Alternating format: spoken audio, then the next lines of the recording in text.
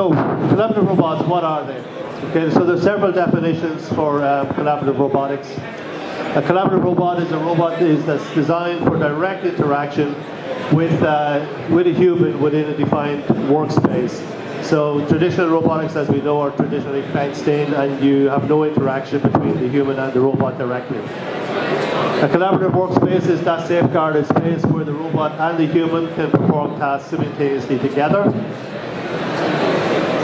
And the collaborative operation is, or full HRC, is where the purposely, and these are specifically designed robots, okay, where they can actually work in direct cooperation with the human within that defined workspace.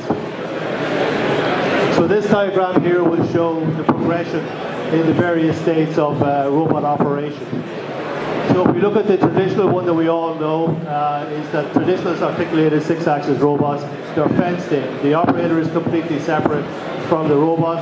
There is no contact even possible between the two, nor is it desired. The next phase from there is where we have open areas where the robot and the operator are not necessarily separated, but contact is certainly not desired, and you have floor mats or safety eyes or light barriers preventing any access between the operator and the robot. And indeed, if the operator transgresses that barrier, the robot goes into an emergency stop. The next phase again then is where contact is possible, but only with a stationary robot, so you're using progressive speed reduction, or again, progressive safety mat protection and so on. So the operator can actually interact with the robot is actually live, so you can be loading tools, loading jigs, and so on, but you're actually operating with a live robot, but not in a collaborative mode.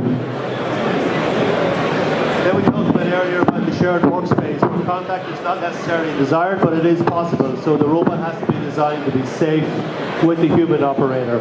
So you can actually go into the same area, the same workspace, and work alongside the robot, but you're not necessarily actually interacting with the robot itself. And then full HRC is where... So full HRC is where contact is actually desired. So you're actually, the operator is working with the robot. So you're actually doing maybe an assembly action or an interaction together, but both the human and the robot are performing on the same task.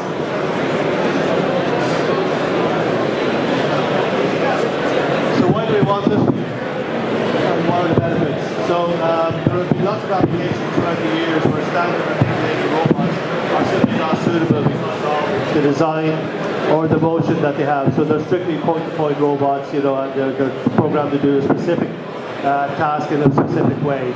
So some of those tasks in the past were simply not possible or were too expensive to automate. If you look at the traditional electronics lines, we're looking at lots and lots of people, no automation, very, very manual processes. So we want to be able to facilitate the automation of those kind of tasks using the cognitive skills and the unique skills that operators have that the traditional robotics haven't had in the past, but by introduction, the repeatability and accuracy and reliability that we have with traditional robots. We also want to be able to reduce the footprint that's required for robotic automation. So if we look at this picture here, is it going to come up for me? Okay, so this is a very blurred picture, but that is your traditional articulated robot line. So you've got lots of guarding, lots of floor space, very expensive real estate.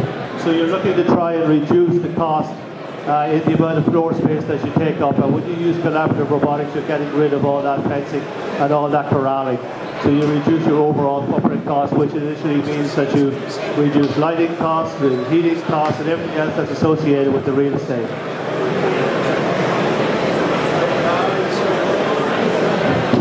This is very, very temperamental. So we're also looking to eliminate or reduce downtime down to cell stoppages. So if you have to stop a robot cell, a standard articulated closed-in robot cell for any reason, whether it be by controlled stop or by a lead stop, it takes time, and time is money. So by the time you go into the cell, rectify what the issue is, then you have to reset the robot, reset the cell, and back out again. So that, let's say, it's all inconvenience, it's all time, and it all costs money. So again, by introducing collaborative robotics, It means that you can go in while the robot's in operation. You can inspect what the process is, you can interfere with it if need be, and the robot cell continues to run.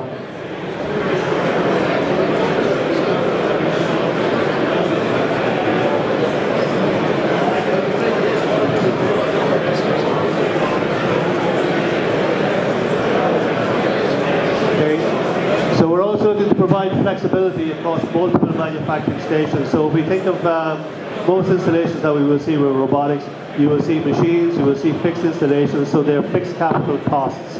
And the machine is dedicated, each robot is dedicated to whatever particular part of that process is.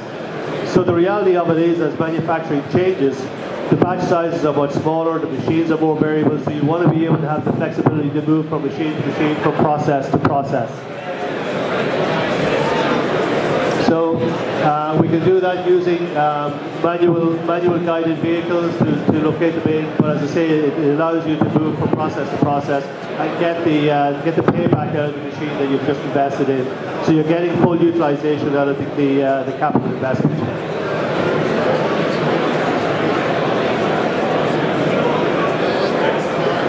It also allows us then on that basis to be able to facilitate the trend, because as we know in industry today and manufacturing today, batch sizes are getting much smaller and smaller and smaller. We're moving away from mass production to mass customization. And that allows us then to be able to get to the holy grail of a batch size of 1. So just to explain a little bit about that particular picture there, so this obviously the Adidas shoes.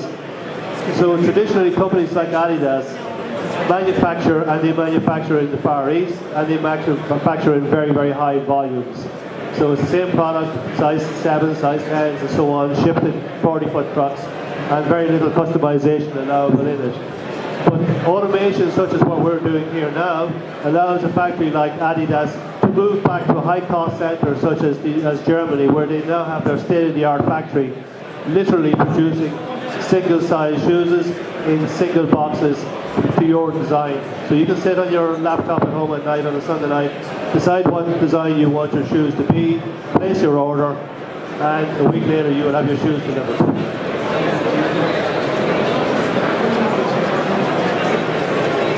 So when we talk about who are the driving forces and the early adopters of collaborative robotics, well, automotive is probably one of the primary big ones. I would see here from this picture that collaborative robotics in itself is actually not particularly new, and this is very old. So for creating the ones for collaborative robotics, as you can see from the photograph here, collaborative robotics in itself is actually not that new.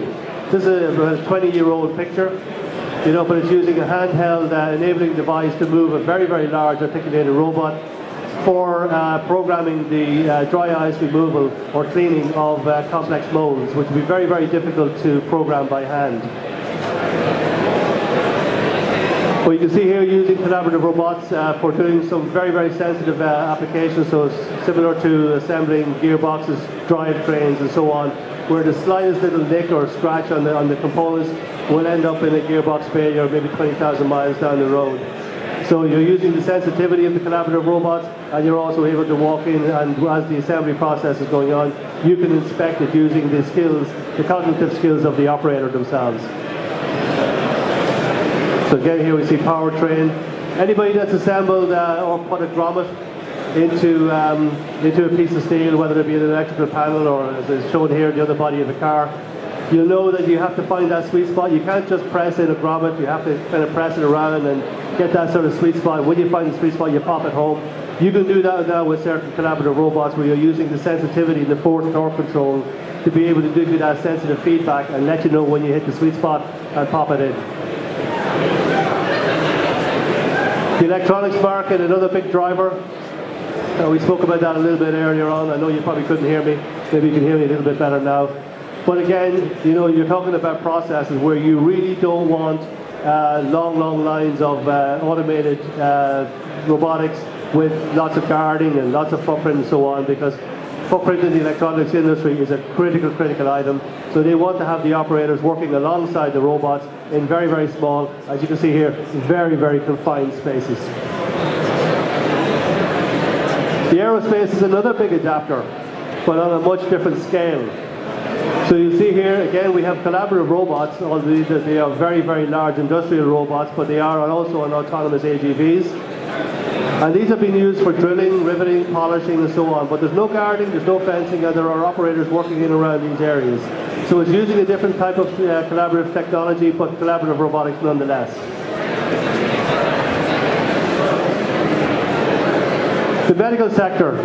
And I don't mean medical device sector here, I mean the actual medical sector itself is a very, very big adopter of collaborative robotics. You see here it's been used for physiotherapy.